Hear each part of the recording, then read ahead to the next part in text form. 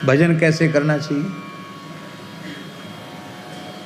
कैसे करना चाहिए भजन?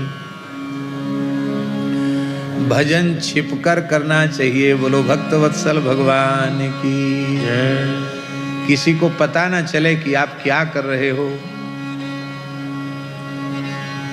सुमिरन ऐसा कीजिए, संत मलुकदास जी कहते हैं, सुमिरन ऐसा कीजिए दूजा लखे न कोय, होठ न फरकत देखिए प्रेम राखिए गोय। जो तेरे घट प्रेम है तो कहीं कहीं काहि जनाव, अंतर्यामी जानी है अंतर्गत को भाव। दुनिया को दिखाने से कोई प्रयोजन नहीं है, भजन छिपकर करना चाहिए। पता ही नहीं चले कि आप क्या करते हो। धन तब तक सुरक्षित है जब तक उस धन की किसी को जानकारी नहीं है, और जानकारी होने के बाद बाहर के चोर तो पीछे लगे है सके बुद्धि बिगड़ जाए तो घरवाली चुरा के धर ले कोई चीज, धीरे से नजर बचा के रख ले। हो सकता है पुत्र ही कुछ इधर उधर करके रख ले।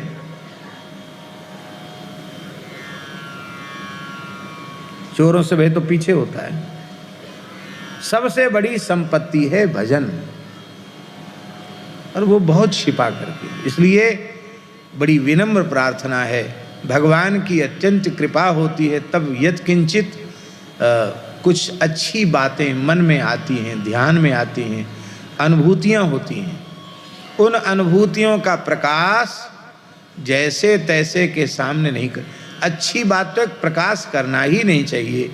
यदि संभव हो, आवश्यक समझ में आवे कि कहना जरूरी है, तो अपने गुरुजनों से इस दृष्टि से कहना चाहिए कि हमारा वह मार्ग और आगे बढ़े। प्रचार प्रसार की दृष्टि से नहीं, प्रचार प्रसार से बच करके भजन करना चाहिए। लोक मान्यता अनल सम कर तप कानन दाह। लोक की जो मान्यता है वो भयंकर अग्नि के समान है। वो साधन रूपी, तपस्या रूपी, भजन रूपी जंगल को जलाकर खाक कर देती है। लोक मान्यता से बचकर के भजन करें। एक संत थे, गौड़ीय संत थे, मिथिला क्षेत्र के थे। उनका नाम था श्री विपिन बिहारी दास जी। उन्होंने एक घटना सुनाई थी बहुत प्राचीन काल की। उन संत का क्या नाम है वो तो मैं विस्मृत हो गया, मुझे स्मरण में नहीं है। लेकिन एक घटना उन्होंने सुनाई थी कि एक संत थे, बड़े उच्च कोटि के भजन आनंदी महात्मा थे, बहुत उच्च कोटि के। अहर्निश भजन, हरि तज किमपि प्रयोजन नहीं, ऐसे थे। भगवान को छोड़ के कोई प्रयोजन ही नहीं। और श्री जनकपुर में विराजते थे, तो प्रतिदिन जानकी महल में आकर एक बार दर्शन करते थे बस, किशोरी जी का। अब फिर अपनी कुटिया में चले जाते। धीरे धीरे भजन की सुगंध फैली और भीड़ बढ़ने लगी। सेठ, साहूकार, राजा, महाराजा जो आओ, चलो बाबा के दर्शन करें। हमें बड़े परेशान हो गए कि क्या करें। जानकी महल में दर्शन करने जाते और लोग रास्ते में भीड़ खड़ी हो जाती। अरे बोले तो दर्शन का सुख भी छिन गया, क्या करें। रहना तो जनकपुर धाम में ही है, भजन तो करना ही है, तब क्या करें। युक्ति सोचो, ये भजन बचे कैसे। बोलते किसी से नहीं थे,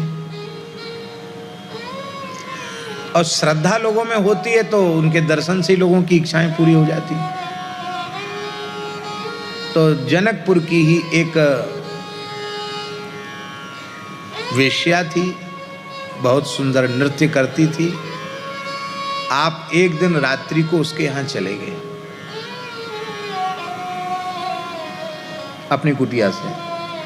अब कुंडी खटखटाई,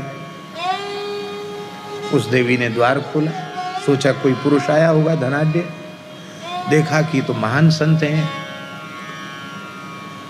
अब वो देखकर आवाक रही, तब तक तो वो महापुरुष उसके चरणों में पड़ गए और रोते हुए बालक के समान कहा कि माता, आप अपने इस बालक को बचा लो, मैं धाम छोड़कर जा नहीं सकता, यहीं रहकर किशोरी जी के चरणों में भजन करना है और लुटेरे पीछे पड़ गए मेरे, मुझे भजन नहीं करने देते हैं, आप मेरे ऊपर कृपा करो।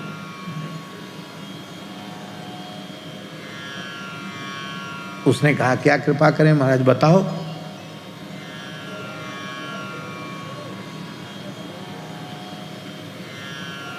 तो उन्होंने कहा कि बस कृपा यही करो कि तुम्हारा घर तो बहुत बड़ा है, बगीचे में ही एक कुटिया है, उसी में हम रह जाएंगे और दर्शन करने जाएंगे हम, और हमको एक नई वेशभूषा हमको दे दो। बोला बिल्कुल ठीक है, हमारे बारे में किसी से कुछ बोलना नहीं, बस हमारा आपका इतना ही संवाद बहुत है, अब ना हमें तुमसे लेना देना और ना अब तुमको हमसे कुछ लेना देना, बस हम पड़े रहें कोने में, हमको भजन करने देना। बोला ठीक है। तो नाई को बुला करके उन्होंने ये दाढ़ी कटा दी, बढ़िया सुंदर ऐसे गुच्छादार मूछ रख ली और बढ़िया पाग बांध के और बढ़िया रेशमी कुर्ता घुटने तक का और चूड़ीदार पैजामा और एक छड़ी चांदी की मूठ जड़ी हुई बढ़िया छड़ी लेके अब गए। अच्छी बातें प्रसिद्ध नहीं होती, ये बातें बहुत जल्दी प्रसिद्ध होती। अरे बाबा कहाँ गया, अरे बाबा तो वहां चला गया। अब तो लोग ने अरे राम राम, कुछ नहीं, अरे बेकार, सबकी नाक कटा दी, सर्वनाश कर दिया, अब कोई भीड़ भाड़ नहीं, वहां कौन जाए। उसने भी लोगों का संपर्क सर्वथा त्याग दिया, उसे अब क्या जरूरत थी, उसको तो महानिधि मिल गई थी और वे नित्य प्रति 24 घंटे में अपने नियम के अनुसार जानकी महल में जाकर भगवान का दर्शन करते, एक कोने में खड़े होकर घंटों तक उनके प्रेमाश्रु बहते रहते, श्री ठाकुर जी का दर्शन करते, फिर चले जाते।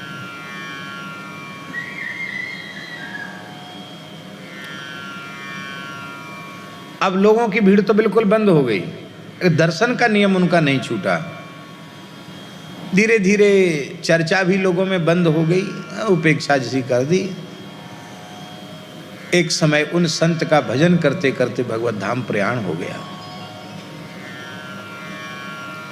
प्रयाण जैसे ही हुआ तो उस समय के जो महाराज थे जानकी महल के, उन्होंने देखा कि अकस्मात ठाकुर जी का दीपक बुझ गया। तो ये एक संकेत अच्छा नहीं था, दीपक कैसे ठाकुर जी का बुझा। तुरंत जाए, शांति करवाई, दीपक प्रज्वलित किया।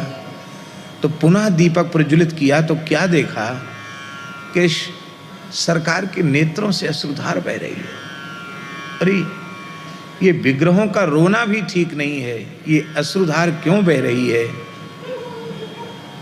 बड़े विकल हो गए, ठाकुर जी का पर्दा किया, अनवसर किया। अच्छे महापुरुष थे वे भी, उन्होंने रोकर प्रार्थना की, प्रभु समझ में नहीं आ रहा ये क्या हो गया है।